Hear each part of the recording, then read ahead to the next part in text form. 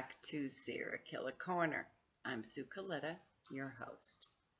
Today, I would like to talk about a fascinating yet terrifying serial killer called a torso killer.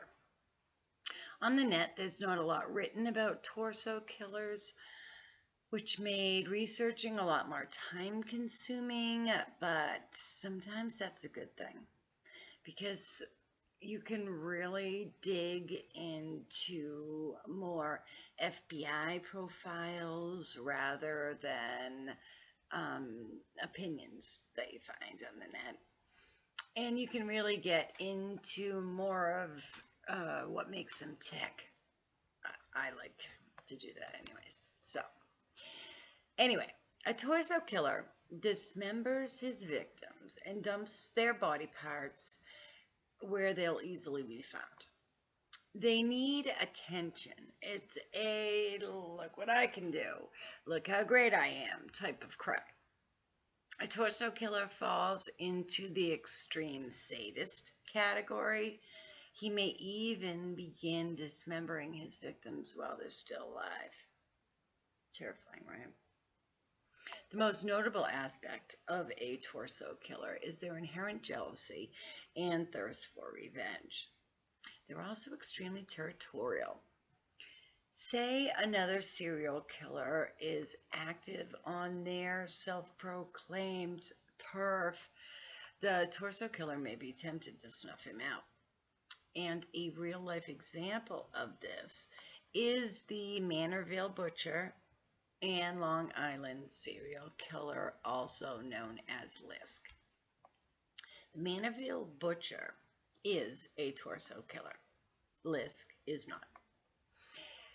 The Manorville Butcher wasn't pleased when LISK stole his spotlight, and the media just went crazy about his crimes with one story after another. So what did he do? He dumped pieces of an adult male and child in LISK's trophy garden. LISK only murdered female prostitutes, spaced 500 feet apart, and their faces all turned west, I believe it was, but don't quote me.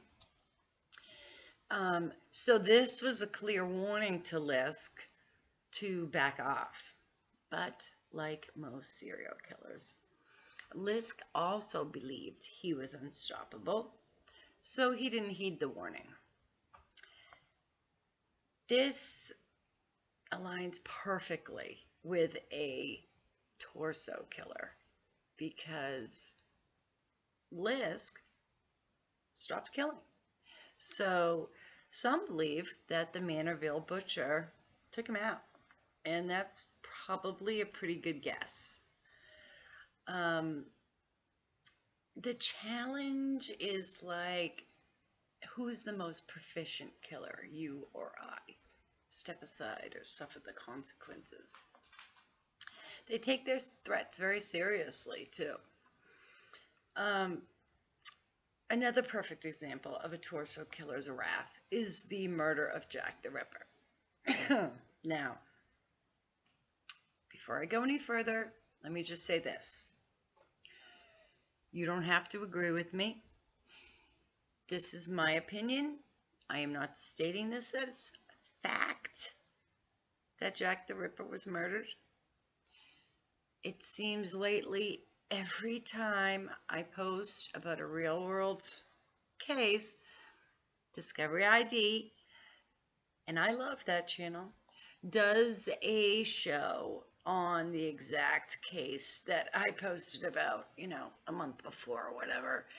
And I get a plethora of scathing emails and rude comments. So please, let's avoid all that, okay?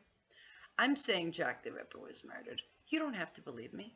I'm not stating it as fact. I'll tell you when I am stating things as fact. And then you can argue with me about that, okay? Super. All right. Now, okay. So back to my point. During Jack the Ripper's reign of terror in the fall of 1888. Fact: unrelated body parts were showing up in London. One of the killings is listed as one of the 12 Whitechapel murders. So was it Jack the Ripper?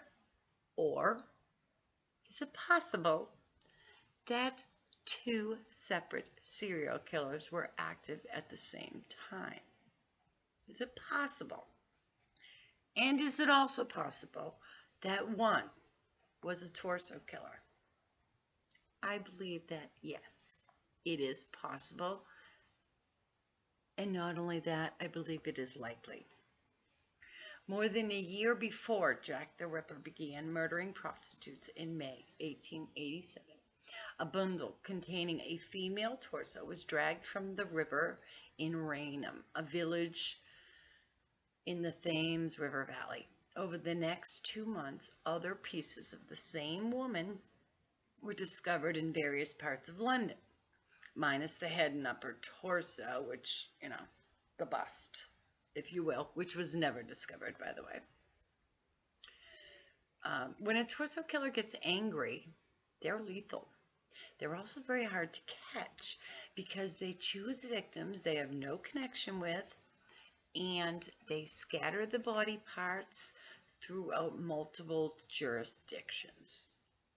In my book, Blessed Mayhem, I talk a little bit about link blockage, which basically means when, the right hand isn't talking to the left, one department isn't talking to the other, so finding MO similarities becomes an arduous task. And we can talk more about link blockage in a future episode.